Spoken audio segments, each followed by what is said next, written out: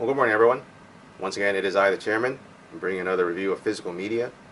And I didn't get a whole lot from the last video that I posted. And like I've been telling you, I haven't been buying a lot of things, um, just as a new habit that I'm developing.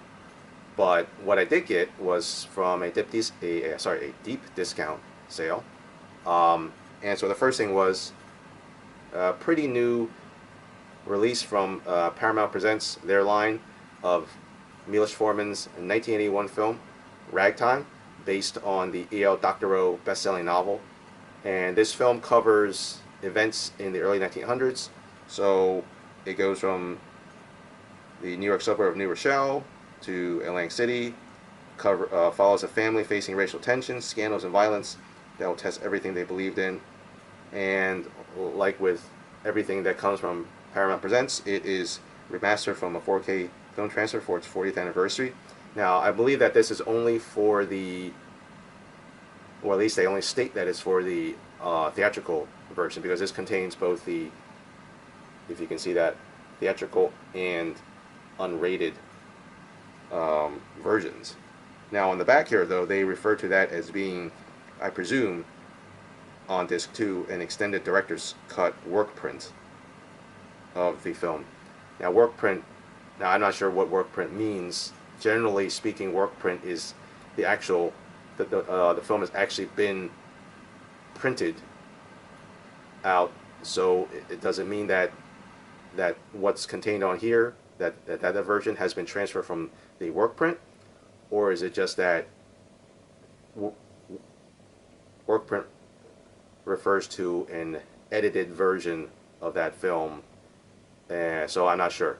I guess I'll have to see when once I watch it to determine if there is that degradation in quality that you would expect from a scan source from a print, as opposed to the negative. Now,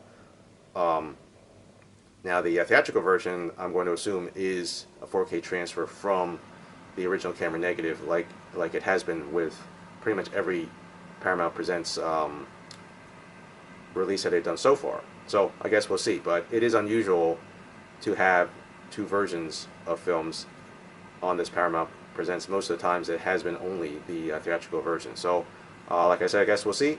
And I'm looking forward to this because I have purchased a few Paramount Presents releases and they've all looked really good. So hopefully this one will look just as good as well. And then so what I also did get was, just because it was available for really cheap, and I'm always wanting to add to my collection of classic World War II films, is a double bill of Clint Eastwood late 60s World War II films, back when he was kind of still developing his stardom in Hollywood. And those films are Kelly's Heroes and Where Eagles Dare. And Kelly's Heroes is starring Clint, Telly Savalas, and Don Rickles, Carol Connor, and Donald Sutherland. And so that's kind of like a twist on like a Dirty Dozen type of scenario. There are a lot of a lot of World War II films that were kind of following the setup of the Dirty Dozen. Basically, a bunch of pretty much non-soldierly type soldiers who are kind of Suicide Squad tasked to complete a mission that no one expects them to survive yet, but somehow they do, or they barely survive, and they accomplish that mission. And Where Eagles Dare is the starring Richard Burton, and that story is that there's an allied secret mission to invade a castle, and they have to. I think if I remember, the job is to, oh yeah, it's to rescue a general who has knowledge of the D-Day invasion, who has been captured by the Nazis. And of course, if they get that information about D-Day, then, well, the whole D-Day operation is sunk. And so with a lot of these World War II stories, a lot of them revolve around D-Day. A lot of them revolve around, things that could thwart the mission, because we know obviously it succeeded. So the tension is in, oh wow, let's try to make sure that the Nazis don't find out about it. And so you get that with Where Eagles Dare. the Eye of the Needle is also a story about an attempt by a German spy who discovers the truth about the D-Day invasion, that the fake army that General Patton has in the south of England, that the Germans think is going to be the invasion force, is actually a complete fake. It's meant to distract from the actual true landing force that's going to go to Normandy, because the Germans think that the Allies will invade at Calais because it's the geographically closest point to England, but they're not, because obviously the Allies know that the Germans will think that, so instead they're going to land at Normandy. But in the fictional Eye of the Needle, the spy, who's played by Donald Sutherland in the film, he discovers that no, that army is completely fake, and so it's a race against time to stop him from trying to report that information back to the Nazis. So, and, just an interesting bit of a coincidence that you have Donald Sutherland also playing a role in a World War II film. So, and then finally, what I did get also from Deep Discount was Crazy Nights, and the film is directed by Crazy Joe D'Amato. So if you know Crazy Joe D'Amato, then you pretty much know what to expect. And I'm reading the description of this one because I had seen this on various sites, and I've always been intrigued by it. And so this story is kind of like a Mondo film, so essentially a bit of a documentary. So it's not fictionalized, yet it's not completely factual like a documentary. But anyway, so Crazy Joe, he shot this film following Amanda Lear, who is, I guess, a disco singer. I'm not really familiar with the whole concept of disco singing. I mean, obviously I know disco music, but it's just wasn't really a thing that I was aware of. And so it follows her around. She goes around and performs her famous hit "Follow Me," and it follows her around Rome, and all sorts of crazy, glamorous, eccentric, deprived activities occur in the nightclub scenes. And so the twist here is that Lear never thought this film was actually going to be released, but then she found out that it was, and she was shocked by it. So then she sues the producers because I guess the film shows her in a very poor light that she doesn't want really to be seen by anyone else. So this is coming out from Full Moon Features, and we know that Full Moon has produced a lot of good stuff. So also definitely looking forward to watching this. So actually, interesting enough, keeping in the vein of World War II, I finally got around to, so I mentioned that I had already watched Jojo Rabbit, which I had bought, but just took me a long time to get around to watching it. And also, I had Fury, that also took me a long time to get around to watching it. And not realizing it initially, but then after watching both the films, I realized, wow, these two films present very different views on the end of World War II, at least the end of World War II in Europe for the Germans. And so Jojo Rabbit is the more recent story, and it follows the kid Jojo, who starts off as being a fanatical Hitler youth, total believer in Adolf Hitler and the goals and the mission of the Third Reich. He believes that Jews are everything that Hitler and the Nazis have said they are. And then obviously through the course of the film, his attitudes and views on that changes as he meets the girl played by Thomasin McKenzie, whom his mother has been secretly sheltering in their house. As he gets to know her, realizes, well, Jews aren't people with horns. They're not devils. They're actually real people. And he also discovers that his mother has secretly been working with the German resistance. So throughout the course of, I'm not sure exactly how long, I think it takes about a year or maybe a little bit less than a year, because I think that this story starts in fall 1944, and then it ends obviously in the spring of 1945.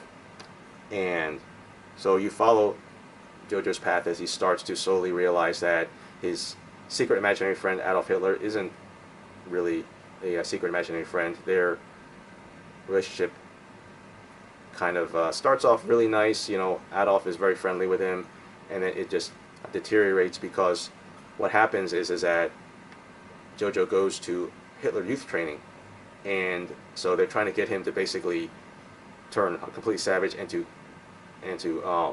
kill a rabbit.